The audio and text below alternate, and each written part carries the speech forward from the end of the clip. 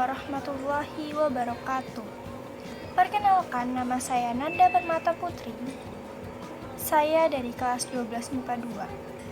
Sebelum memulai laporan hasil diskusi kelompok saya akan memperkenalkan kelompok saya.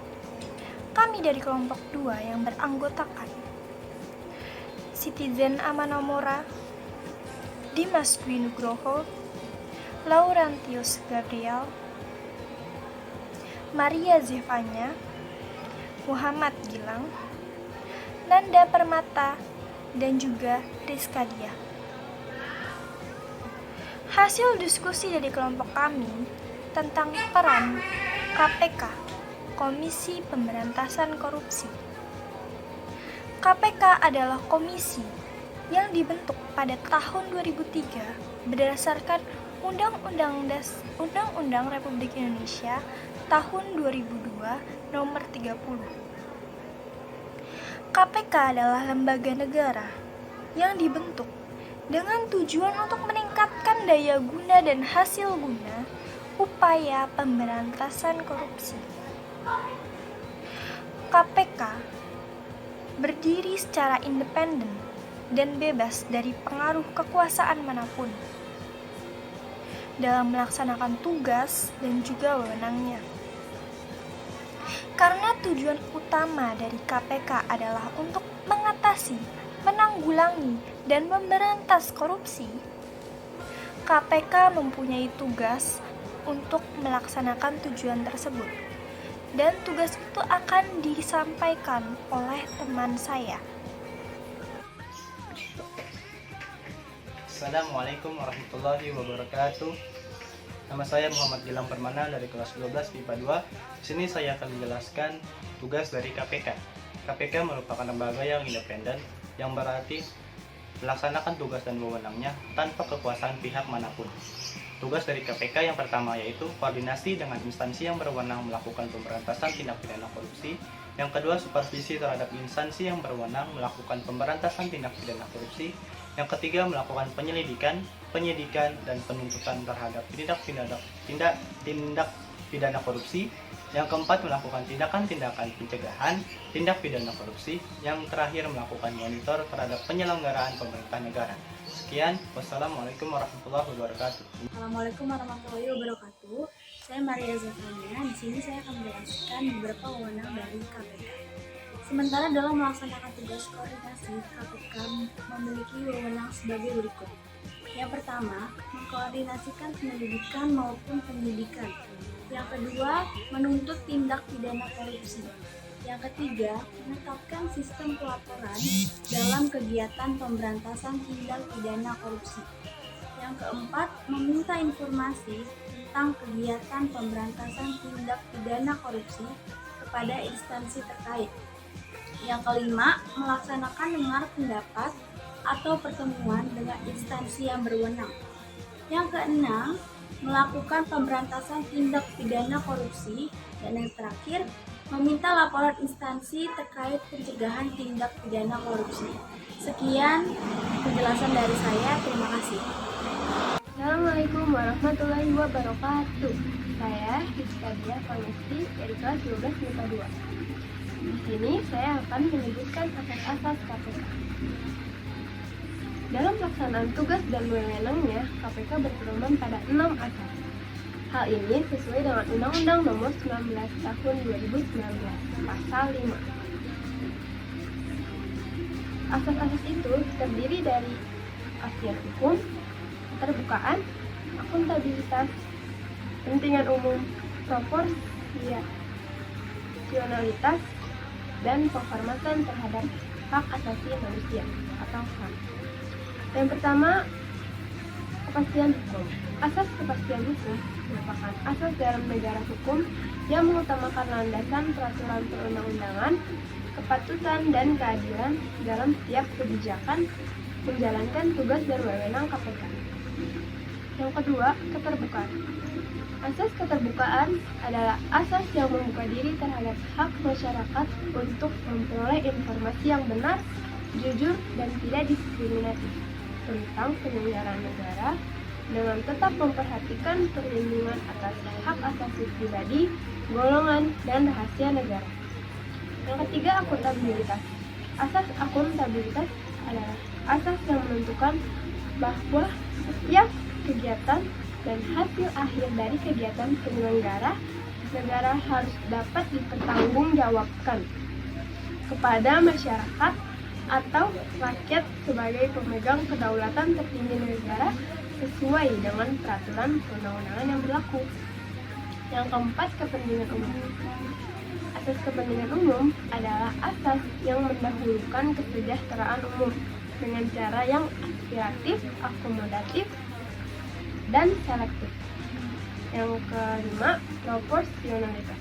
Asas proporsionalitas adalah asas yang mengutamakan keseimbangan antara tugas, wewenang, tanggung jawab, dan kewajiban KPK.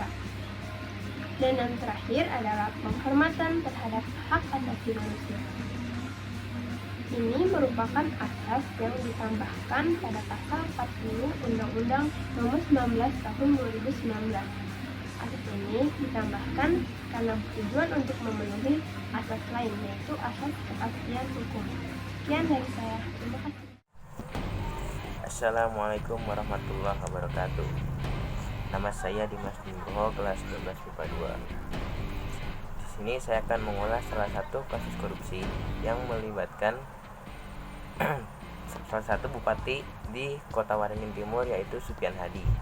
Supian Hadi diduga sebagai tersangka atas menerima suap atas izin usaha pertambangan yang telah ia keluarkan untuk 3 perusahaan yang berbeda. Atas dikeluarkannya IUP atau izin usaha pertambangan tersebut, KPK menduga kerugian negara bisa mencapai 5,8 triliun rupiah dan 711.000 US dollar. KPK pun langsung menetapkan Supian Hadi sebagai tersangka atas penerimaan suap dan gratifikasi atas izin yang telah ia keluarkan.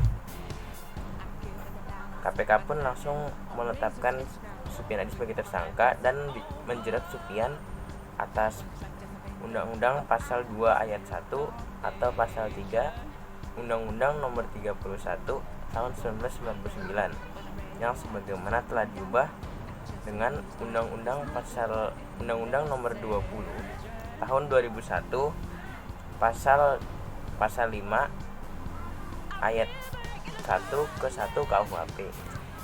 Demikian, wassalamualaikum warahmatullahi wabarakatuh. Baik, saya Siti Zana Manamora akan melanjutkan. Saya akan membahas tentang kasus kedua, yaitu kasus PT Asuransi Jiwasraya. PT Asuransi Jiwasraya tengah menjadi sorotan masyarakat. Asuransi jiwa tertua di Indonesia itu mengalami tekanan likuiditas. Ternyata kasus Jiwasraya merupakan puncak gunung es yang baru mencuat. Jika dirunut, permasalahan Jiwasraya sudah terjadi sejak tahun 2000-an. Berikut kronologi kasus Jiwasraya.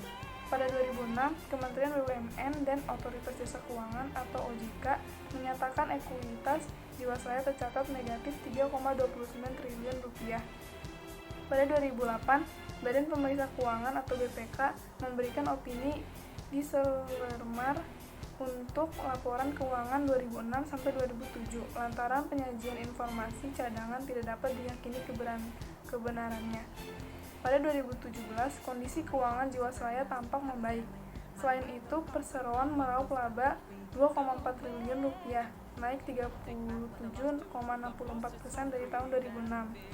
Pada tahun 2018, Direktur Pengawasan Asuransi OJK, yaitu Ahmad Nasrullah, menerbitkan surat pengesahan cadangan premi 2006 sebesar 10,9 triliun rupiah.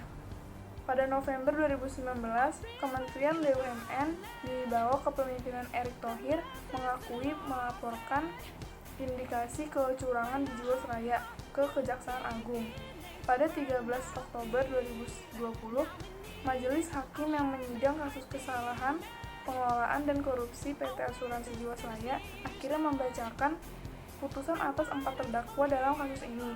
Semua terdakwa diputus bersalah dan dihukum penjara seumur hidup. Sekian, terima kasih. Assalamualaikum warahmatullahi wabarakatuh.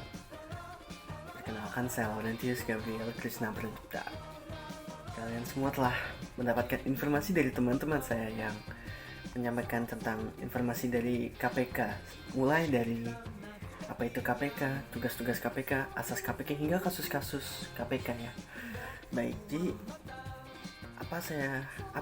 untuk apa saya di sini ya? Ya, saya di sini akan menyampaikan kesimpulan dari apa yang telah disampaikan oleh teman-teman saya. Ya. Bisa dikatakan dari informasi yang telah disampaikan oleh teman-teman saya, KPK itu sangat efektif dan sangat solutif ya. Solusi untuk memberantas korupsi Indonesia. Kenapa sangat efektif? Jika kalian telah menonton videonya dari awal, ya, kasus-kasus yang diselidiki oleh KPK itu sangat ya bisa kalian lihat ya gimana keadaannya di kota-kota kecil selain di Jakarta. KPK itu sangat efektif dalam memberantas korupsi karena tidak terlalu ada yang mengekang, melainkan jika di Jakarta KPK itu selasa dikekang ya. Sudah beberapa kasus yang sebelumnya telah dibicarakan oleh teman-teman saya ya. Lalu bagaimana untuk KPK ke depannya ya? Sudah ada beberapa undang-undang yang seperti mengekang KPK, di mana KPK itu harus diawasi dan ada badan pengawas KPK. Namun kita juga belum tahu gimana kemajuan dari undang-undang itu. Namun kita harap saja KPK tidak perlu diawas oleh yang korupsi sendiri itu. Baik, saya mungkin mewakili teman-teman saya, rekan-rekan saya, mengucapkan terima kasih bagi para pemirsa yang telah menonton video ini. Semoga informasi yang didapatkan dapat bermanfaat. Saya mewakili teman saya mengucapkan terima kasih. Wassalamualaikum warahmatullahi wabarakatuh.